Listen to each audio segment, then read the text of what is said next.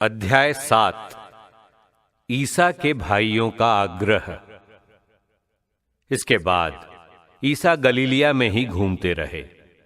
वो यहूदिया में घूमना नहीं चाहते थे, क्योंकि यहूदी उन्हें मार डालने की ताक में रहते थे। यहूदियों का शिविर पर्व निकट था, इसलिए ईसा के भाइयों ने उनसे कहा, ये प्रदेश छोड़कर यहूदिया जाइए, जिससे आप जो महान कार्य करते हैं उन्हें आपके वहां के शिष्य भी देख सकें। जो नाम कमाना चाहता है वो छिपकर काम नहीं करता। जब आप ऐसे कार्य करते ही हैं तो अपने को दुनिया के सामने प्रकट कर दीजिए, क्योंकि उनके भाई भी उनमें विश्वास नहीं करते थे। ईसा ने उनसे कहा, अब तक मेरा समय नहीं आया है, तुम लोगों का समय तो सदा उपस्थित है। संसार तुमसे बैर नहीं कर सकता, किंतु वो मुझसे बैर करता है, क्योंकि मैं उसके विषय में ये साक्ष्य देता हूं कि उसके काम बुरे हैं। तुम पर्व के लिए जाओ, मैं अभी इस पर्व के लिए नहीं जाऊंगा, क्योंकि मेरा समय अब तक पूरा नहीं हुआ है। उन्होंने ये कहा और वो गलीलिया में ही रह गए। बाद में जब उनके भाई पर्व के लिए जा चुके थे, तो ईसा भी प्रकट रूप में नहीं, बल्कि जैसे गुप्त रूप में पर्व के लिए चल पड़े। शिविर पर्व में ईसा का भाषण। यहूदी लोग पर्व में ईसा को ढूंढते हुए कहते थे, वो कहां है? जनता में उनके विषय में चोरी छिपे बड़ी चर्चा चल रही थी। कुछ लोग कहते थे, वो भला मनुष्य है। कुछ कहते थे, नहीं, वो लोगों को बहकाता है। फिर भी यहूदियों के भय के कारण कोई उनके विषय में खुलकर बातें नहीं करता था। पर्व के आधे दिन बीत जाने पर ईसा मंदिर जाकर शिक्षा देते थे। यहूदी अचंभे में पड़कर कहते थे, इसने कभी पढ़ा नहीं, इसे ये ज्ञान कहां से प्राप्त हुआ? ईसा ने उन्हें उत्तर दिया, मेरी शिक्षा मेरी नहीं है, ये उसकी है जिसने मुझे भेजा। यदि कोई उसकी इच्छा पूरी करने का संकल्प करेगा तो वो ये जान जाएगा कि मेरी शिक्षा ईश्वर की ओर से है अथवा मैं अपनी ओर से बोलता हूं। जो अपनी ओर से बोलता है वो अपने लिए सम्मान चाहता है, किंतु जो उसके लिए सम्मान चाहता है, जिसने उसे भेजा, वो सच्चा है और उसमें कोई कपट नहीं है। क्या मूसा ने तुम्हें संहिता नहीं दी? फिर भी तुम लोगों में कोई संहिता का पालन नहीं करता। तुम लोग मुझे मार डालने की ताक में क्यों रहते हो? लोगों ने उत्तर दिया, आपको शैतान लगा है, कौन आपको मार डालने की ताक में रहता है? ईसा ने उत्तर दिया, मैंने एक काम किया है और तुम सब आश्चर्य करते हो। मूसा ने तुम्हें खतने का नियम दिया, हालांकि वो मूसा से नहीं बल्कि पुरखों से चला आ रहा है, और तुम विश्राम के दिन मनुष्य का खतना करते हो। यदि विश्राम के दिन मनुष्य का खतना इसलिए किया जाता है कि मूसा का नियम भंग न हो, तो तुम लोग मुझसे इस बात पर क्यों रुष्ट हो कि मैंने विश्राम के दिन किसी को पूर्ण रूप से स्वस्थ किया?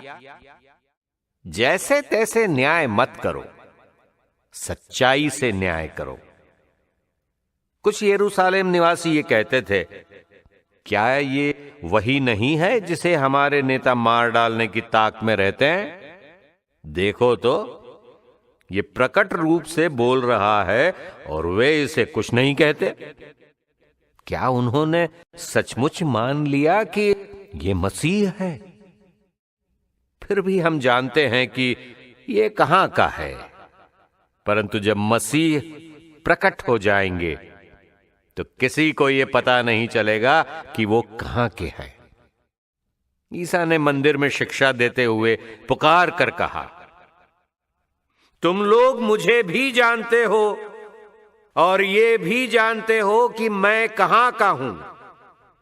मैं अपनी इच्छा से नहीं आया हूं। जिसने मुझे भेजा है वो सच्चा है। तुम लोग उसे नहीं जानते, मैं उसे जानता हूं, क्योंकि मैं उसके यहां से आया हूं और उसी ने मुझे भेजा है।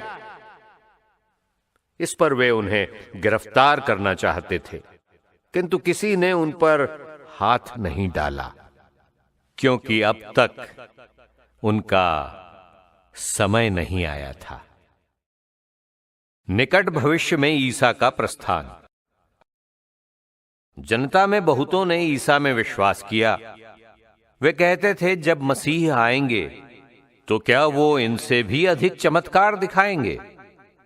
जब फरीसियों ने यह सुना कि जनता में ईसा के विषय में चोरी छिपे इस प्रकार की चर्चा चल रही है, तो फरीसियों और महायाजकों ने ईसा को गिरफ्तार करने के लिए प्यादों को भेजा।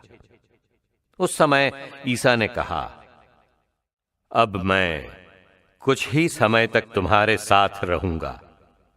इसके बाद मैं उसके पास चला जाऊंगा जिसने मुझे भेजा। तुम मुझे ढूंढोगे किंतु नहीं पाओगे। मैं जहां हूं तुम लोग वहां नहीं आ सकते।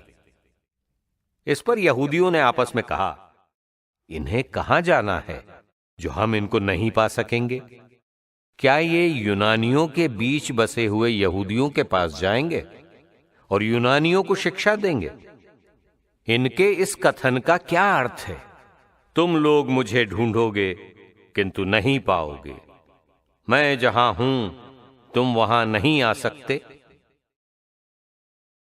संजीवन जल की प्रतिज्ञा। पर्व के अंतिम और मुख्य दिन ईसा उठ खड़े हुए और उन्होंने पुकार कर कहा, यदि कोई प्यासा हो तो वो मेरे पास आए। जो मुझ में विश्वास करता है वो अपनी प्यास बुझाए। जैसा कि धर्म ग्रंथ में लिखा है, उसके अंतस्थल से संजीवन जल की नदियां बह निकलेंगी। उन्होंने ये बात उस आत्मा के विषय में कही जो उनमें विश्वास करने वालों को प्राप्त होगा। उस समय तक आत्मा प्रदान नहीं किया गया था, क्योंकि ईसा महिमान्वित नहीं हुए थे। ईसा के विषय में मतभेद। ये शब्द सुनकर जनता में कुछ लोगों ने कहा, ये सचमुच वही नबी है। कुछ ने कहा, ये मसीह है। किंतु कुछ लोगों ने कहा, क्या मसीह गलीलिया से आने वाले हैं? क्या धर्म ग्रंथ ये नहीं कहता कि दाऊद के वंश से और दाऊद के गांव बेथलेहम से मसीह को आना है? इस प्रकार ईसा के विषय में लोगों में मतभेद हो गया। कुछ लोग ईसा को गिरफ्तार करना चाहते थे, किंतु किसी ने उन पर हाथ नहीं डाला। निकोदेमुस ईसा का पक्ष लेता है। जब प्यादे महायाजकों और फरीसियों के पास लौटे तो उन्होंने उनसे पूछा, उसे क्यों नहीं लाए? प्यादों ने उत्तर दिया, जैसा वो मनुष्य बोलता है वैसा कभी कोई नहीं बोला। इस पर फरीसियों ने कहा, क्या तुम भी उसके बहकावे में आ गए हो? क्या नेताओं अथवा फरीसियों में किसी ने उसमें विश्वास किया है? भीड़ की बात दूसरी है।